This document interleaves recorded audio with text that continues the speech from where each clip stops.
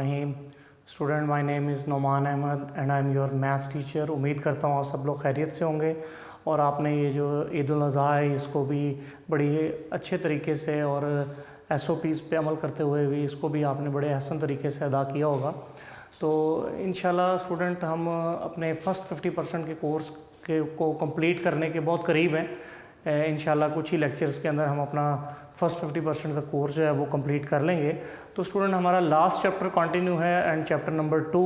So today जो हमारा lecture है वो फर्स्ट ईयर के मैथ का वो 84th लेक्चर है और चैप्टर नंबर 2 हमने कंटिन्यू किया हुआ है। इसमें मैंने आपको स्टूडेंट लास्ट टाइम बताया था कि हमारे 3 टॉपिक हैं मेजर, एक सेट्स हैं, एक लॉजिक्स हैं और फिर एक हमारे ग्रुप थ्योरी के कुछ टॉपिक्स हैं। सेट थ्योरी जो है स्टूडेंट वो हमारा उसको हम इन टॉपिक्स के बाद उसको हम इंशाल्लाह लास्ट लेक्चर में कवर करेंगे। वो ऑलरेडी आप फेमिलियर हैं, उनमें मोस्टली डेफिनेशंस हैं। हमने सेकंड टॉपिक जो है वो स्टार्ट किया हुआ है, लॉजिक्स था, उससे रिलेटेड हमने कुछ डेफिनेशंस थी जो कि हमने लास्ट लेक्चर में पढ़ी थी। मैं उनको थोड़ा सा रिवाइज़ करते हुए जो है वो अपने लेक्चर को कंटिन्यू करूँगा। तो स्टूडेंट सब लोग बुक सामने रख लें, चैप्टर नंबर 2 ओपन करें और चैप्टर नंबर 2 में आप सब लोग 48 पेज पे आ जाएं, जिसमें हमने प्रोपोजिशन की डेफिनेशन पढ़ी थी, उसके बाद कंपाउंड प्रोपोजिशन की डेफिनेशन पढ़ी थी, अरिस्टोटेलियन लॉजिक पढ़ा था, नॉन अरिस्टोटेलियन लॉजिक पढ़े थे, फिर कनेक्टर्स, सिंबॉलिक लॉजिक्स हैं, कनेक्टर्स हैं वो पढ़े थे कि ये कौन कौन से कनेक्टर हैं, वो कैसे प्रोपोजिशंस को कनेक्ट करते हैं, कब ट्रू होता है कब फॉल्स होता है, ट्रुथ टेबल बना के देखे थे। तो 49 पेज की बहुत इंपॉर्टेंट है चैप्टर 2 के अंदर डेफिनेशन के पॉइंट ऑफ व्यू से। तो उसमें हमने नेगेशन की डेफिनेशन पढ़ी थी, तो मैं एक सीक्वेंस उनका बना देता हूँ स्टूडेंट। चैप्टर नंबर 2 में हमने जो कनेक्टर्स हैं उनमें नंबर 1 पे नेगेशन पढ़ा था, नंबर 2 पे कंजंक्शन पढ़ा था, नंबर 3 पे डिसजंक्शन पढ़ा था। नेगेशन का मतलब है नफ़ी करना, कंजंक्शन का मतलब है स्ट्रिक्ट बिहेवियर है, दोनों स्टेटमेंट ट्रू होंगी तो रिजल्ट ट्रू माना जाएगा, otherwise false. Disjunction relax behaviour है, एक भी दोनों स्टेटमेंट में से रिजल्ट ट्रू होगा तो आंसर को ट्रू लिखना है, अदरवाइज फॉल्स। इम्प्लीकेशन या कंडीशनल,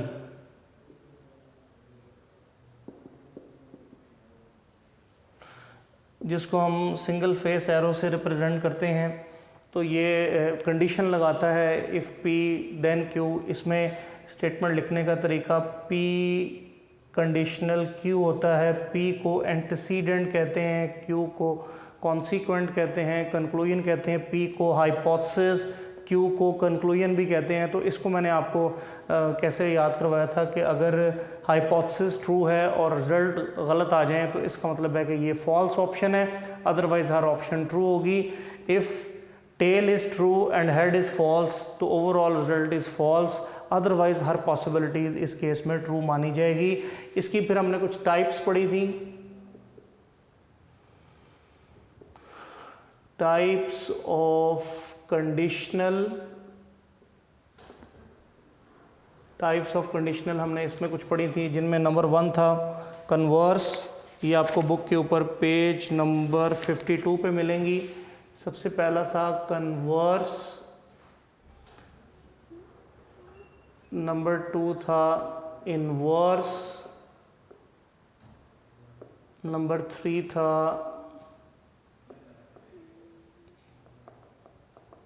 कंट्रापोजिटिव। इनवर्स में एक कंडीशनल P एरो Q, अगर कोई कंडीशनल है तो Q को पहले और P को बाद में लिख देना कन्वर्स करना कहलाता है। इनवर्स जो है वो निगेशन दोनों स्टेटमेंट के साथ लगाना कहलाता है। कंट्रापोजिटिव जो है स्टूडेंट वो जो इनवर्स का रिजल्ट होता है उसको कन्वर्स कर देने को कंट्रापोजिटिव कहते हैं। तो ये 3 कंडीशनल की टाइप्स पढ़ी थी। फिर उसके बाद स्टूडेंट हमने 5th नंबर पे जो डेफिनेशन पढ़ी थी वो थी bye conditional.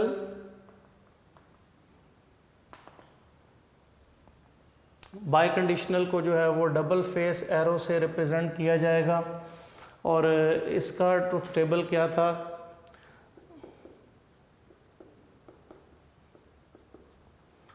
if we have a statement P and then Q, so P biconditional, so biconditional truth table student जो है वो किस तरह डिफाइन किया जाएगा, इसकी डेफिनेशन आपने कैसे याद रखनी है कि 4 पॉसिबिलिटीज़ होंगी जब 2 स्टेटमेंट्स होंगी, सपोज दोनों ट्रू हैं, दोनों फॉल्स हैं, पहली ट्रू दूसरी फॉल्स, पहली फॉल्स दूसरी ट्रू होगी। तो ये तरीकाकार है स्टूडेंट हमारे पास 4 पॉसिबिलिटीज़ लिखने का। ऑर्डर इज़ नॉट इम्पॉर्टेंट, किसी भी ऑर्डर में आप ये 4 पॉसिबिलिटी स्टार्ट कर सकते हैं, रिपीट नहीं कोई होनी चाहिए, बाकी ऐसे ही रहनी। तो बाई कंडीशनल कहता है कि दोनों सेम वैल्यू होंगी तो रिजल्ट ट्रू होगा, अदरवाइज फॉल्स कंसिडर किया जाएगा। दोनों सेम होंगी तो ट्रू, सेम है तो ट्रू, अदरवाइज फॉल्स होगी। ये truth table student by conditional का आपने नोट कर लेना है on page number. By conditional की डेफिनेशन स्टूडेंट 51 पेज पे है और इसका जो टेबल है वो 52 पेज के स्टार्ट में ही है। वहाँ जो है वो ये कंप्लीट टेबल बना हुआ है, लेकिन आप फर्स्ट कॉलम, सेकंड कॉलम और लास्ट कॉलम लेंगे, बस इतना टेबल बना लें तो आपके लिए कन्वीनियंट रहेगा। तो ये 5 हमारे पास स्टूडेंट डेफिनेशन बनती हैं जिनको हमने ऑपरेशंस हैं जिनको हमने एक्सरसाइज में यूज़ करना है, प्लस कुछ जर्नल डेफिनेशन है स्टूडेंट, उनको हम डिस्कस कर लेते हैं। नंबर 6 पे स्टूडेंट डेफिनेशन आती है, दैट इज़ कॉल्ड टोटोलॉजी। ये हमारा आप समझें कि हमने यहाँ तक 5th स्टेटमेंट तक हमने लास्ट लेक्चर में ये डेफिनेशन पढ़ी थी, मैंने उनको रिकॉल कर दी है क्योंकि ये बहुत इंपॉर्टेंट है। ये याद होंगी तो आप एक्सरसाइज कर सकते हैं। सो टोटोलॉजी नेक्स्ट है हमारी स्टेटमेंट है।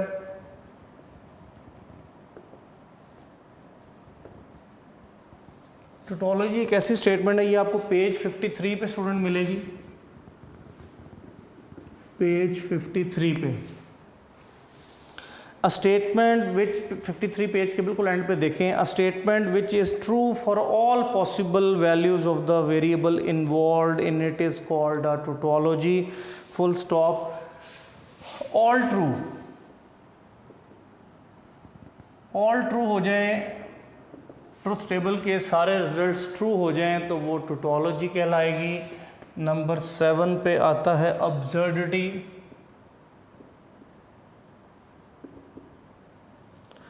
या कॉन्ट्राडिक्शन भी इसे कहते हैं। तो इसमें ऑल फॉल्स,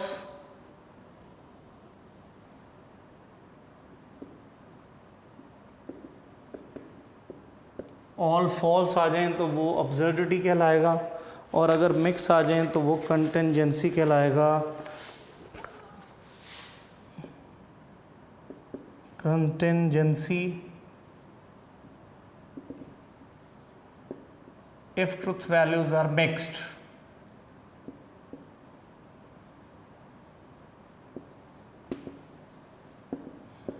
यानी कुछ ट्रू भी आ रही हैं कुछ फॉल्स भी आ रही हैं, ट्रूथ वैल्यूज आर मिक्स्ड, तो वो कंटिंजेंसी लगेगा। ये 3 जर्नल स्टेटमेंट्स हैं जो इन्हीं डेफिनेशंस की बेस पे जो रिजल्ट्स आएंगे उनकी बेस के ऊपर आपने फिर ये आइडिया करना होगा कि ये जो रिजल्ट्स बने हैं ये टोटोलॉजी शो कर रहे हैं या अब्सर्डिटी शो कर रहे हैं या कंटिंजेंसी शो कर रहे हैं। These are all logical terms in mathematics.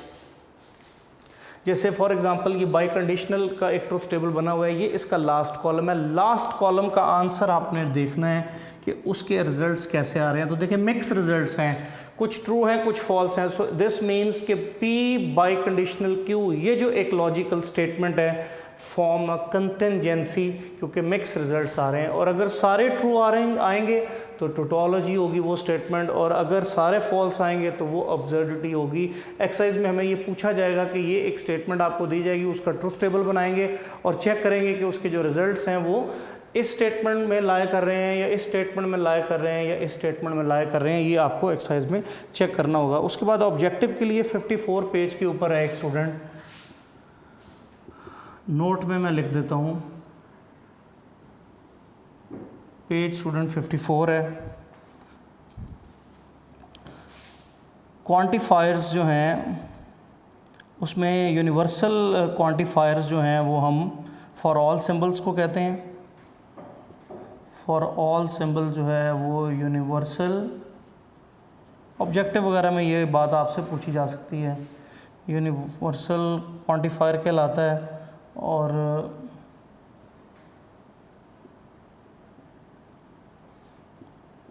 जो देयर एग्जिस्ट का साइन है ये वाला, जैसे उल्टा ये लिखते हैं, ये स्टूडेंट एक्सटेंशनल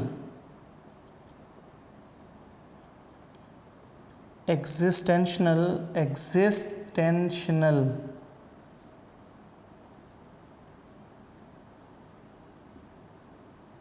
क्वांटिफायर कहलाता है। ये एमसीक्यूज के लिए जो है वो आपको पूछा जा सकता है, ओनली फॉर ऑब्जेक्टिव्स। कि फॉर ऑल जो है वो यूनिवर्सल क्वांटिफायर कहलाता है, और देयर एग्जिस्ट का जो साइन है वो एग्जिस्टेंशनल क्वांटिफायर कहलाता है। एमसीक्यूज के लिए बातें पूछी जा सकती हैं। ये जो मैंने आपको इस वक्त बोर्ड के ऊपर डेफिनेशन स्टूडेंट जो एक्सप्लेन की हैं, और आज के लेक्चर में ये 6, 7, 8 और ये नोट को एक्सप्लेन किया है, ये अगर आपको मेमोराइज है तो आप 2 एक्सरसाइजेज जो 2 चैप्टर की बहुत अहम एक्सरसाइजेज हैं according to the board exam, एक ट्रुथ टेबल का शॉर्ट क्वेश्चन ज़रूर आता है। 3 शॉर्ट क्वेश्चन चैप्टर 2 से बोर्ड एग्जाम में आते हैं।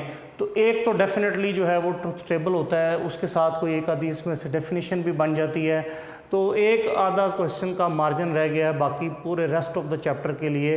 तो इसलिए आपने इस पोर्शन को बहुत स्ट्रॉन्ग प्रिपेयर करना है। चैप्टर 2 के अंदर से जो लॉजिक का हमारा पोर्शन है, ये आपने बहुत अच्छी तरह प्रिपेयर करना है। इस वक्त जो बोर्ड पे मैंने समरी बना दी है आपको 2.4 एक्सरसाइज करने के लिए। आपको शॉर्टकट्स जो रिक्वायर्ड हैं वो मैंने सारे इस वक्त बोर्ड पे लिख दिए हैं। आपको इन नोटेशंस को मेमोराइज करना है। निगेशन की नोटेशन क्या है, कंजंक्शन की नोटेशन क्या है, डिसजंक्शन की नोटेशन क्या है, और इनका क्या काम है, ये कब ट्रू करती है, कब फॉल्स करती है।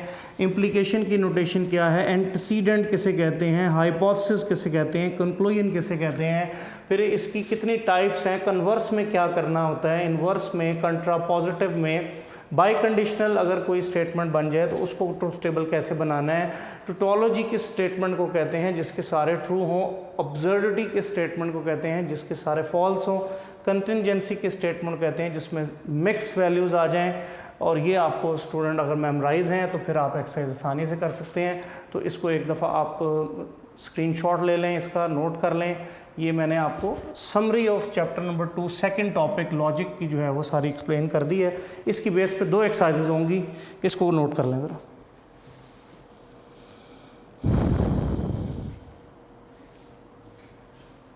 ओके स्टूडेंट, तो मैं एक्सरसाइज स्टार्ट कर रहा हूँ 2.4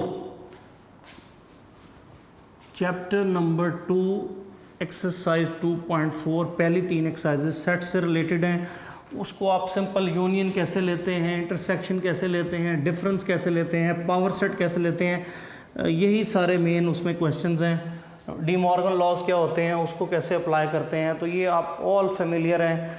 इसको हम बहुत लाइट सी प्रिपरेशन से भी इस पोर्शन को कंप्लीट कर सकते हैं, लेकिन ये वाला पोर्शन हमारा ज़्यादा इंपॉर्टेंट है जो आपके फर्स्ट टाइम आप लोगों ने मैथमेटिक्स के अंदर पढ़ा है।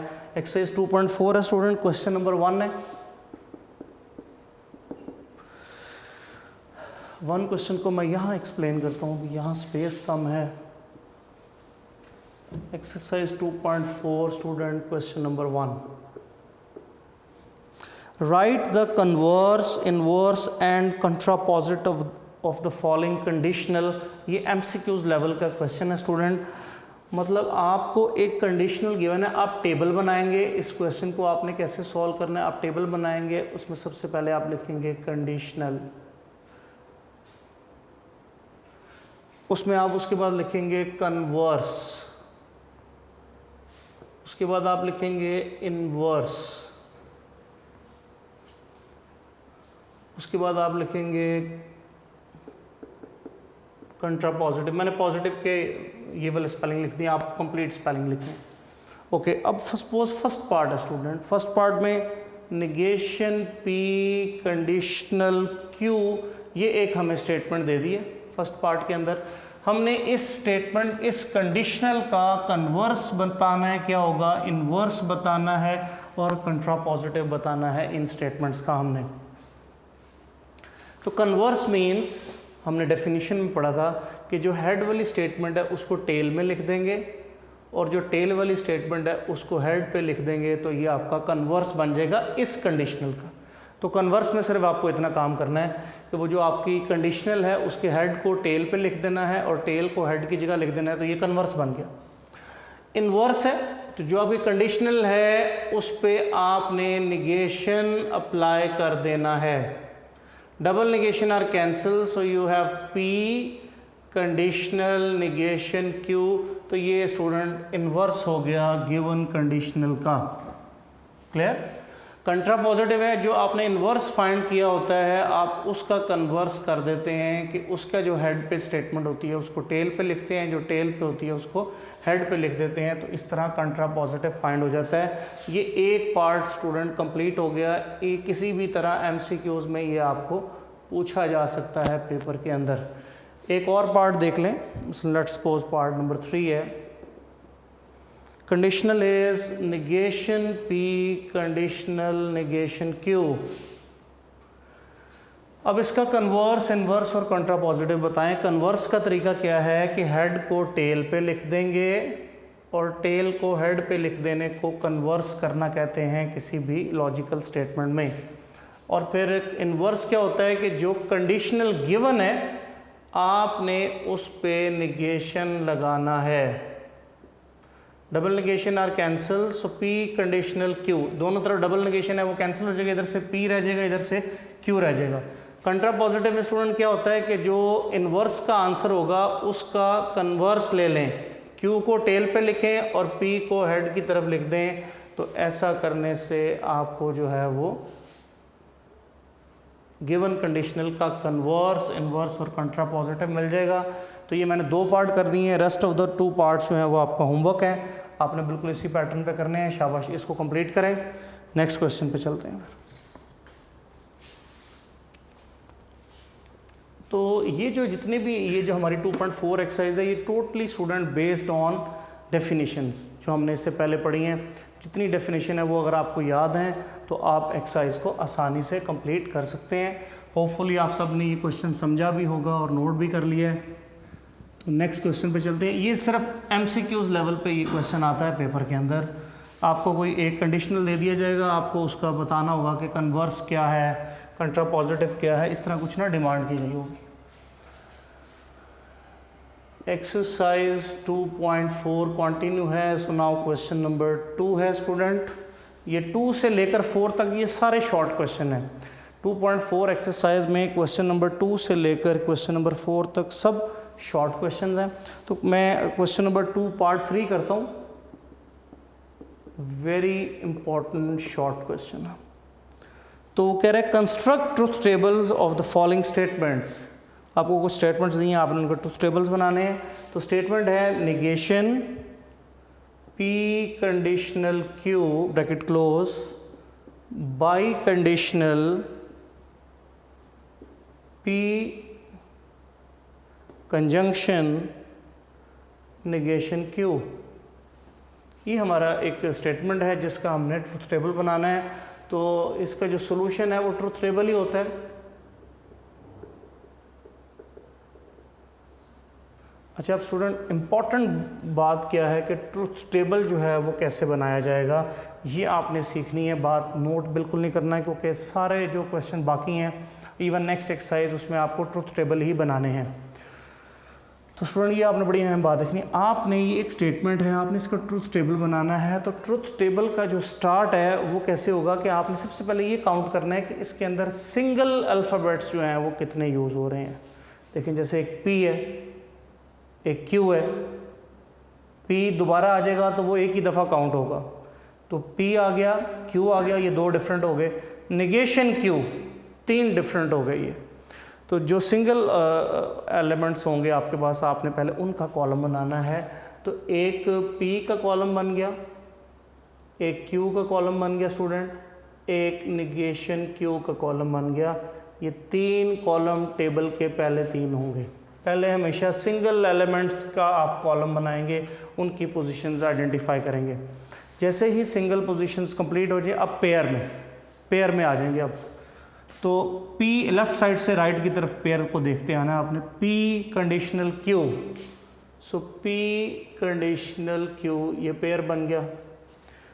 फिर स्टूडेंट इसका नेगेशन है तो P कंडीशनल Q का नेगेशन ले लिया जाएगा। P कंडीशनल Q का आप नेगेशन ले लेंगे। क्लियर हो गया स्टूडेंट। उसके बाद P and Q P and negation Q, ये हमारा पेयर वर्ब बन गया। तो देखें अब ये पेयर भी कंप्लीट हो गया है, ये पेयर भी कंप्लीट हो गया। अब complete question, negation P conditional Q by conditional P and Q, यहाँ आपका क्वेश्चन का ट्रुथ टेबल कंप्लीट होगा। तो ये जो आपकी स्टेटमेंट है इसका टेबल ये इस तरीके से बनेगा। फिर मैं इसको रिपीट करता हूँ कि यही समझने वाली बात है इस टॉपिक के अंदर कि ट्रुथ टेबल कैसे बनाना है। सबसे पहले सिंगल अल्फ़ाबेट जो यूज़ हो रहे हैं आपने पहले उनको यूज़ करना है। सो P Q और निगेशन Q, 3 है। सो P Q निगेशन Q, इस सीक्वेंस में 3 आ जाएंगे। फिर पेयर में आ जाएंगे, P एरो Q आ गया, P कंडीशनल Q, फिर इसका निगेशन का एक कॉलम अलग बन गया, फिर इस साइड का बन गया P कंजंक्शन निगेशन Q का बन गया, और फिर कंप्लीट क्वेश्चन का बन गया। तो इस तरह ये एलिमेंट्स ऑफ द टेबल जो है वो कंप्लीट हो जाएंगे। अब स्टूडेंट आपने वैल्यूज लगानी है। P और Q दो डिफरेंट स्टेटमेंट्स हैं, तो पॉसिबिलिटीज़ हम देंगे true false, false true, both false both true. ये 4 पॉसिबिलिटीज़ जो हैं वो हमने डिसाइड करनी है। Clear student?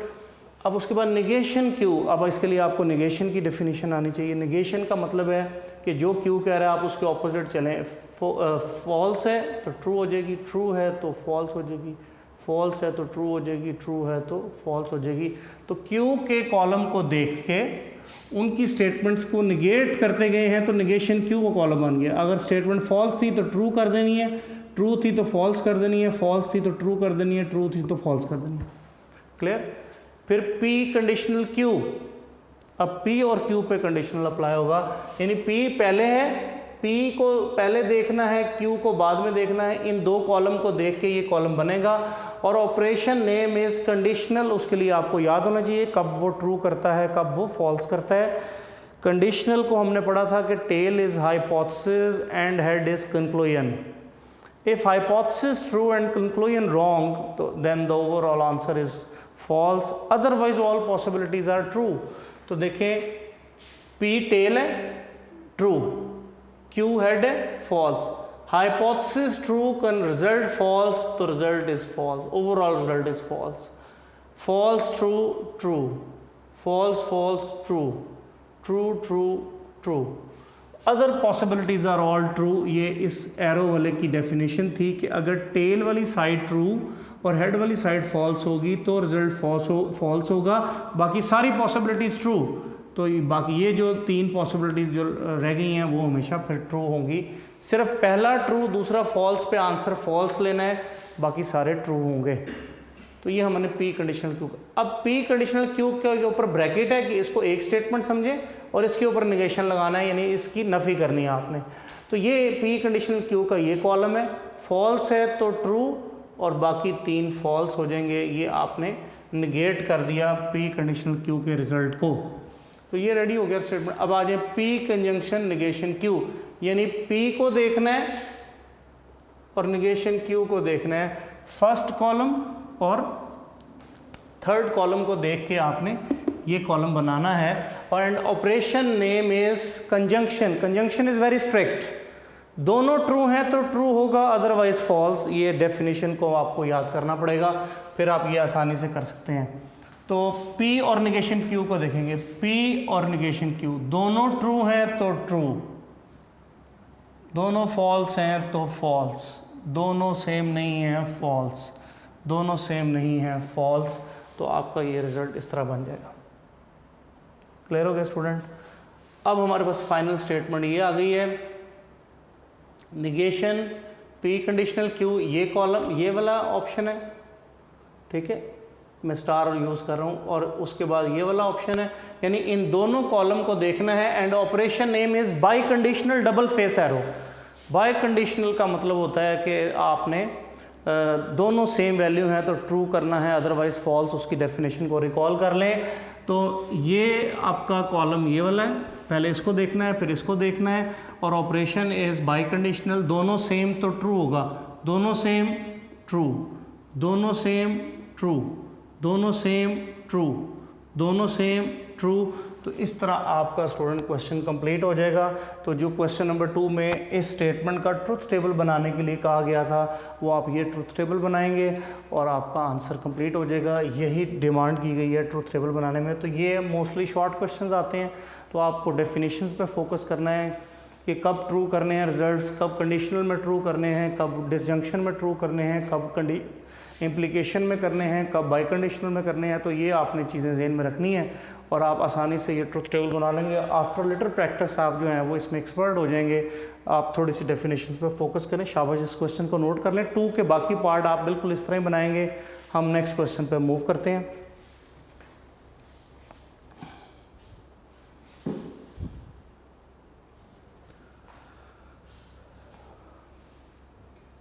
Okay student, next question is 3.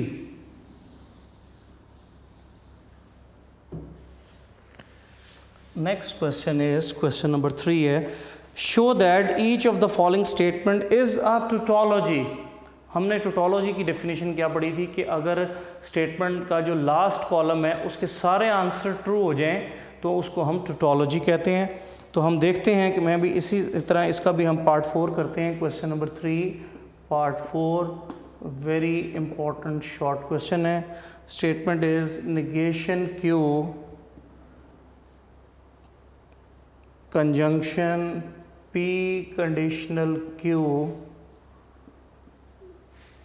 Conditional negation P. तो ये स्टेटमेंट है स्टूडेंट। हमने इसका टेबल बनाना है और हमें जो है वो टोटोलॉजी मिलना चाहिए इसका आंसर, यानी ऑल रिजल्ट्स ट्रू होने चाहिए। तो ट्रुथ टेबल इसी तरह बनाया जाएगा और ट्रुथ टेबल में आप देख लें कि सबसे पहला तरीका क्या होता है कि सिंगल स्टेटमेंट्स को हम काउंट करेंगे। तो इसमें एक पी आ रहा है, क्यू आ रहा है, निगेशन पी आ रहा है, निगेशन क्यू आ रहा है। इसका मतलब है 4 कॉलम होंगे।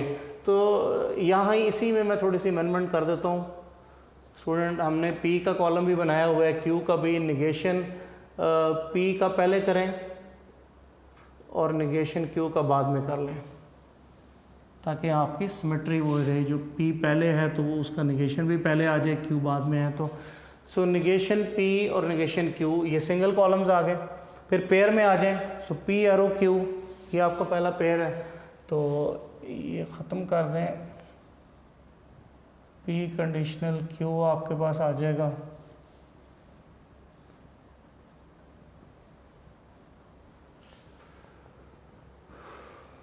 ओके स्टूडेंट, उसके बाद फिर ये पेयर पूरा करें। निगेशन क्यू कंजंक्शन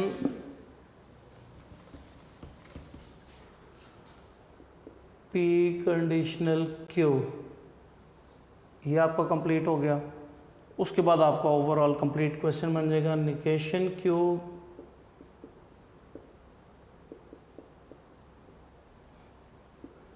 यहाँ स्टूडेंट आपका इसका ट्रुथ टेबल कंप्लीट होगा। हमने ये शो करना है कि ये जो स्टेटमेंट है ये टोटोलॉजी है। तो हमारा जो लास्ट कॉलम है वो सारा ट्रू आना चाहिए। चेक करते हैं ऐसा होता है या नहीं।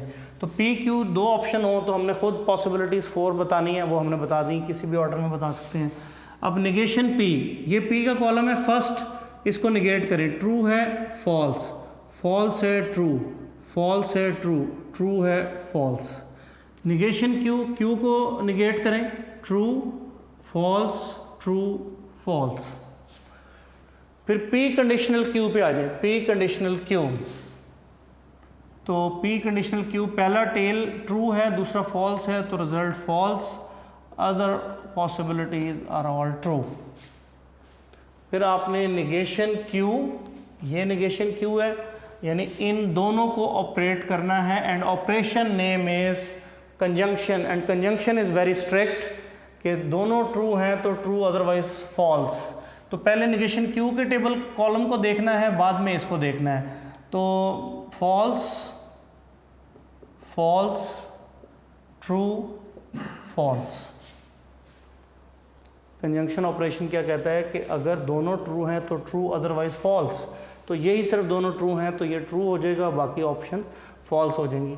अब स्टूडेंट आपने इसको और निगेशन पी को ट्रीट करना है। ये पहला कॉलम है, इसको निगेशन P के साथ आपने ट्रीट करना है, इसको पहले पढ़ना है, इसको बाद में पढ़ना है, क्योंकि ये पहले है ये बाद में है। And operation name is conditional, and operation name is conditional. Conditional कहता है कि पहला ट्रू दूसरा फॉल्स होगा तो रिजल्ट ट्रू होगा, otherwise false.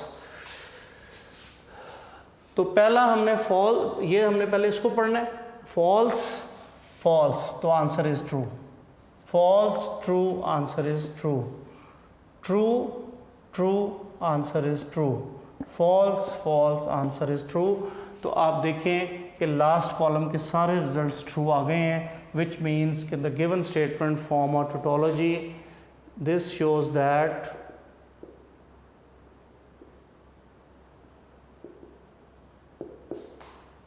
negation Q, conjunction P, conditional Q form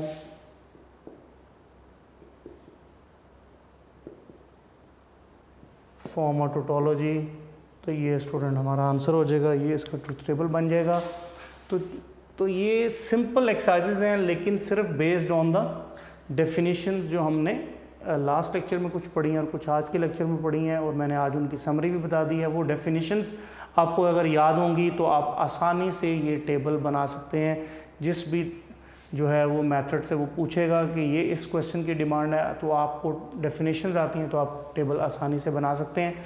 तो इसको कंप्लीट करें, फिर इंशाल्लाह नेक्स्ट क्वेश्चन पे चलते हैं।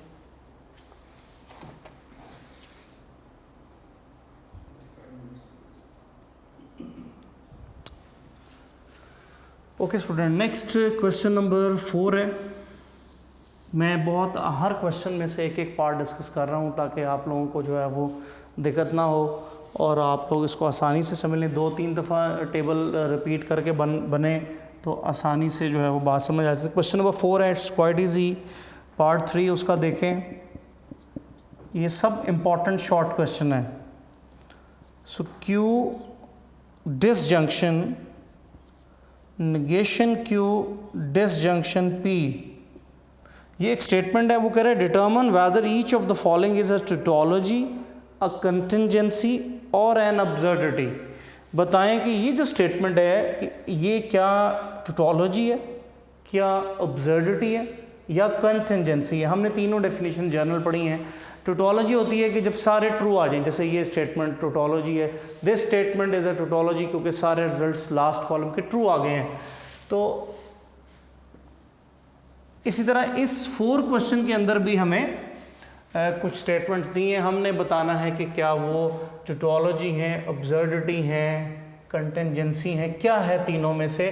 तो वो टेबल बना के उसके रिजल्ट्स को चेक करके ही पता चलेगा हमें कि उसमें हमें क्या करना है। तो हमने सबसे पहले क्या देखना है कि कितने कॉलम सिंगल एलिमेंट्स के होंगे। P आ रहा है, Q आ रहा है, निगेशन Q आ रहा है। तो इसलिए हमें P, Q और निगेशन Q के 3 कॉलम हो गए। फिर पेयर में आ जाएंगे तो निगेशन Q डिसजंक्शन P का कॉलम हो जाएगा और फिर कंप्लीट क्वेश्चन हो जाएगा Q disjunction negation Q disjunction P। तो इसका स्टूडेंट ये ट्रुथ टेबल बनेगा। अब हमने इसमें वैल्यूज़ देनी है।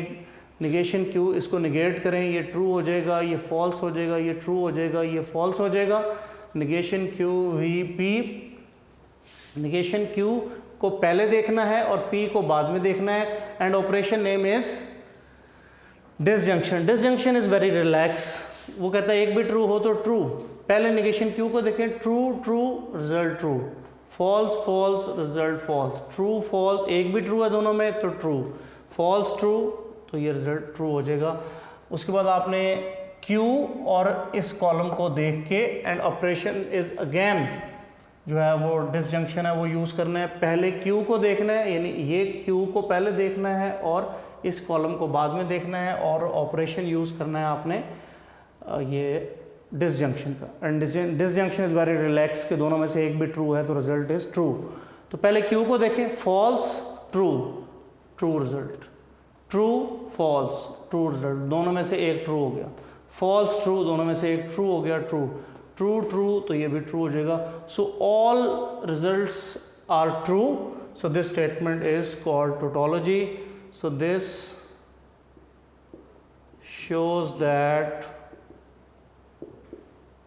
Q disjunction negation Q disjunction P is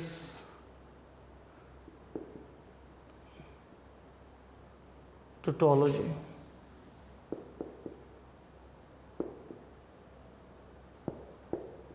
तो ये इस क्वेश्चन नंबर स्टूडेंट 4 का आंसर हो गया। इसी तरह जो 2 पार्ट और हैं उनमें आप उनको सॉल्व करके देखें, उनमें देखेंगे सारे फॉल्स आ गए तो ऑब्जर्विटी आंसर होगा, मिक्स आ गए तो कंटिजेंसी आंसर होगा। तो ये क्वेश्चन नंबर 4 इस तरह कंप्लीट होगा स्टूडेंट। तो आपने आज के लेक्चर में फर्स्ट 4 क्वेश्चन स्टूडेंट कंप्लीट करने हैं। तो एक क्वेश्चन 5 है इसका, वो लॉन्ग क्वेश्चन है, वो इंशाल्लाह मैं नेक्स्ट लेक्चर में करवाऊंगा और साथ हम नेक्स्ट एक्सरसाइज को कंटिन्यू करेंगे। अपना बहुत ख्याल रखिएगा। अल्लाह हाफिज़।